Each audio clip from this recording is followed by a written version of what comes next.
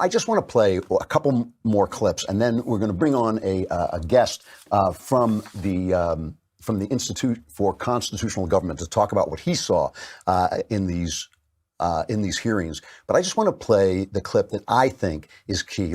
First, let's play Ted Cruz. Ted Cruz just completely destroying this argument. And the first time I saw Barr actually laugh, because Cruz just put the Democrat argument exactly where it belongs. So their entire argument is, General Barr, you suppressed the 19 pages that are entirely public, that we have, that we can read, that they know every word of it. And their complaint is it was delayed a few weeks. And that was because of your decision not to release the report piecemeal, but rather to release those 19 pages along with the entire 448 pages produced by the special counsel. Yes. If that is their argument, I have to say that is an exceptionally weak argument. Because if you're hiding something, I'll tell you right now, General Barr, you're doing a very lousy job of hiding it. That is basically the argument. Let's bring on John Malcolm. He's the vice president of the Institute for Constitutional Government, director of the Mies Center for Legal and Judicial Studies, and a senior legal fellow at the Heritage Foundation. We love the Heritage Foundation. John Malcolm oversees the Heritage Foundation's work to increase understanding of the Constitution and the rule of law. Are you there, John? I'm here. It's good to be with you. It's nice to have you. Thanks so much for coming on. You know, I don't want to be a total partisan, because I do try to be fair, but I'm watching this thing. Did Barr do anything wrong? I mean, is this, it seems like total nonsense to me. Am I missing something? No, I don't think so. I mean, that whole, a huge part of this hearing was taken up with this letter that Bob Mueller sent him 3 days after, Barr sent out his 4-page summary letter. Bill Barr referred to Bob Mueller's letter as snitty. And I thought it was all very strange, because it was really like they were having a debate about how thorough and accurate a movie trailer was after the movie has now been released for everybody to see in the theaters. And instead of talking about what's in the 448-page report, they want to talk about whether or not Bob Mueller was satisfied with the 4-page summary that Bill Barr had put out. It seemed very, I guess Bill Barr referred to it as mind-bendingly bizarre, and that's how it struck me too. Let's talk about the Mueller report for a minute. I mean, I read it. It sounded like, as I said at the time, it's not like Trump acted like an innocent man. He acted like an innocent Donald Trump. He was yelling, he was screaming, he was protesting, he was doing all the stuff that Trump does. How can you make a case for obstruction of justice when the original crime didn't exist and when nothing obstructed the investigation? Well, look, an investigation is undertaken to determine whether or not a crime was committed. Usually, people who attempt to obstruct investigations do it because they know very well that they are guilty, and an investigation is likely to conclude that they were guilty. So one of the major things that Bill Barr took into consideration when he made his recommendation on the obstruction charge was there ended up being no underlying crime. They also were trying to figure out what was the president's intent. Did he have a corrupt motive to try to end this investigation? Or was he just frustrated that for 2 years his presidency was hampered by half of the people in the country thinking that he was a traitor?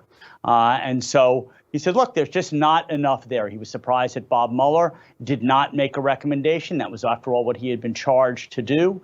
But having been left with that task, Bill Barr and Deputy Attorney General Rod Rosenstein undertook it. They did it in a professional way. They consulted with career attorneys, people from the Office of Legal Counsel, and came to the conclusion that it was not a prosecutable case. Still, what the president did in terms of his public actions and comments is there in the Mueller report. It's there, warts and all, for the American people to see, and Congress can make whatever hay out of it they wish to. Is your impression of Mueller, I mean, Mueller gets a lot of flack, and he also gets a lot of praise. I mean, it all depends on what day it is, how people feel about him. Did you feel that Mueller did a good job? Yes. I mean, look, he was head of the criminal division. He was a line prosecutor. He was a U.S. attorney. He was a head of the criminal division. And for 13 years, he was FBI director. He is a dogged investigator. The criticism, I thought that was a fair criticism, was that he surrounded himself with a lot of lawyers and investigators who had a track record of giving money to Democrats. However, having done that, and they're having concluded that there was no collusion, coordination, or conspiring with the Russians, that ought to give the American public, extra a dose of security that was in fact an accurate finding. Now, I don't want to play, whataboutism with Barr. I can't help thinking about Obama's attorney general saying he was his wingman and he was there to support his boy. Right.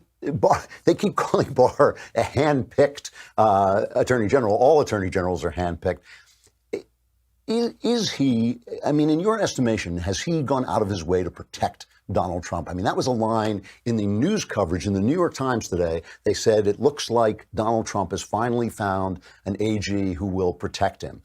That's not what I'm seeing. Do you feel that Barr is behaving as an attorney general should?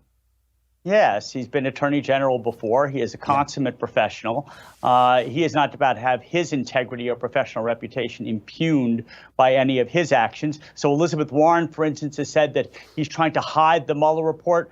Well, he issued the whole darn thing with the minimal number of redactions there. And he has said, look, prosecutors, we're not the Department of Propriety. We're not the Department of Good Manners. We are here to make determinations about whether crimes were committed. And at the end of the day, after we examine the facts and the law, we are left with a binary choice of is there a prosecutable case or not.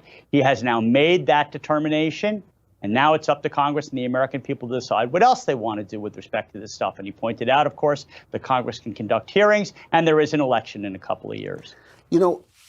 I can't help feeling, and again, I can't prove this, obviously, but I can't help feeling that the point of slandering Barr like this, and it really is brutal. He should resign. He's lying to Congress and all this about absolutely nothing. I can't help but feel that they're trying to discredit him because he says he's going to investigate how this whole thing started out. The press seems completely incurious about this. But it does seem curious to me. It does seem curious when an administration sends people in to spy on the opposing campaign. Is it me?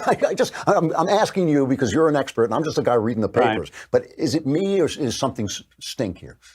Well, trying to ruin someone's reputation is just blood sport in Washington. And I think that people are just appealing to their base. And you make a very good point, which is Barr has said, look, spying occurred here, and he said that spying is not a bad word or a good word. People spy all the time. It's a question of whether or not there was a factual predicate that made this a legitimate investigation that was worth undertaking. And he is going to look into that. And it's certainly true that the Democrats might or might not like the outcome of that investigation, so that if it can impugn his motives and his integrity, that's what they'll do to try to appeal to their base.